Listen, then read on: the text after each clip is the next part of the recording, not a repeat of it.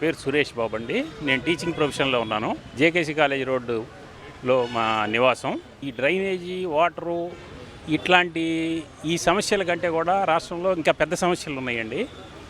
ఆ పెద్ద సమస్యలతో పోలిస్తే ఇవన్నీ చిన్నవి అయిపోతూ ఉన్నాయి. సో ఆ సమస్యల్ని మనం తట్టుకోవాలంటే నాయకత్వంలో కొద్ది గొప్ప మార్పు రావాలి. కొద్ది గొప్ప కాదు, టోటల్గా మార్పు రావాలి. ఎలాంటి మార్పు అంటే విద్యావంతులు రావాలి. ఈ జనంలో కూడా డబ్బులు తీసుకొని ఓట్లేసే పరిస్థితి మారాలి. ఆటోమేటిక్గా అప్పుడు ఒక మంచి నాయకత్వం వస్తుంది. ఈ నాయకత్వాన్ని మేము అబ్జర్వ్ చేసిన దాంట్లో ఇప్పుడు పెమ్మసాని గారు వచ్చారు. అట్లాంటి వాళ్ళు అభివృద్ధిని కోరుకుంటూ వస్తూ ఉన్నారు. దాంతోపాటుగా ఉపాధికి మెండుగా అవకాశాలు ఇస్తామని చెప్తున్నారు. ఆల్రెడీ అట్లాంటి విషయాల్లో ముందే చంద్రబాబు నాయుడు గారు ఆ విషయంలో చాలా స్ట్రాంగ్గా ఉన్నారు. అట్లాంటి ఆయనతో మళ్ళీ ఈ పెమ్మసాని లాంటి వాళ్ళు కలిస్తే ఇంకా ఉపాధిలో మంచి అవకాశాలు వస్తాయి. అది మన ఈ యువతకి మంచి ఉపాధి లభిస్తేనే ఎప్పుడైనా అది అభివృద్ధి చెందుతుంది. మెయిన్గా ఇండస్ట్రీస్ రావాలి. ఆ ఇండస్ట్రీస్ నుంచి యువతకి అవకాశాలు ఎక్కువగా రావాలి. ఆటోమేటిక్గా అవకాశాలు వచ్చినాయి అంటే మెండుగా డబ్బులు వస్తూ ఉంటాయి. వచ్చినప్పుడు ట్యాక్సేషన్ పెరుగుతూ ఉంటుంది. ఈ ట్యాక్సేషన్ పెరిగిందంటే ఇన్కమ్ వచ్చేస్తూ ఉంటుంది గవర్నమెంట్కి. ఆ ఇన్కమ్నే మళ్ళీ చక్కగా మంచి అభివృద్ధి కార్యక్రమాలకి వాడుకోవచ్చు. ఆ విధంగా వస్తే కనుక మంచిగా ఉపయోగం ఉంటుంది. అన్ఎంప్లాయ్మెంట్ పెరుగుతూ ఉంది.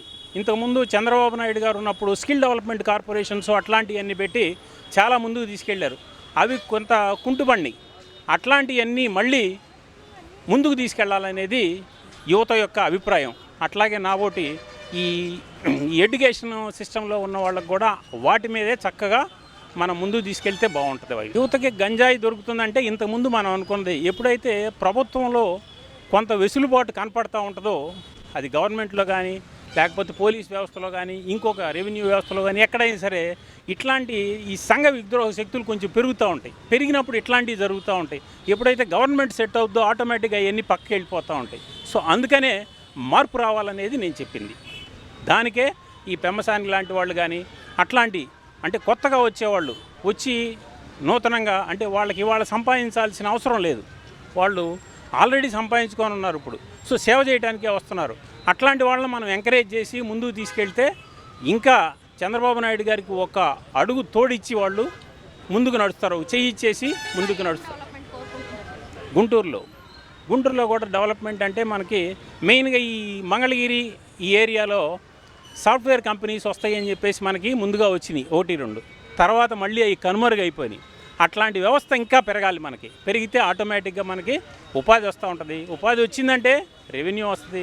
అట్లాగే తర్వాత గవర్నమెంట్ అభివృద్ధి చెందుతుంది.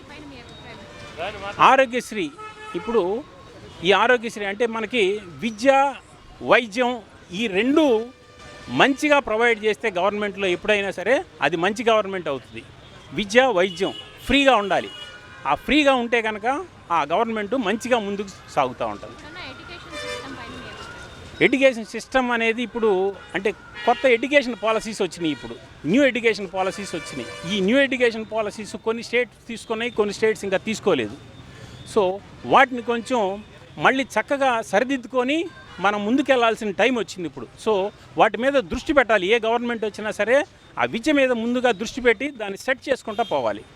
ఓటు వేసేవాళ్ళు గుర్తుపెట్టుకోవాలి, మనం ఈ ఓటు ఒక 5 సంవత్సరాలు మనల్ని పరిపాలించే వాళ్ళకి అయిపోతున్నాము. సో వీళ్ళు ఏ విధంగా మనల్ని పరిపాలిస్తారు అట్లాంటి వాళ్ళని మంచిగా గమనించుకొని మనం ఓటు వేయాలి. ఎక్కడ ఆ డబ్బులకి మనం పాల్పడకూడదు. ఎందుకంటే వాళ్ళు ఇచ్చే రూపాయి అనేది మనం రోజుకి లెక్క వేసుకుంటే పైసల్లోనే ఉంటుంది. అది చాలా చీప్గా ఉంటుంది ఇక్కడ. సో ఆ దాంట్లో నుంచి బయటికి రావాలి.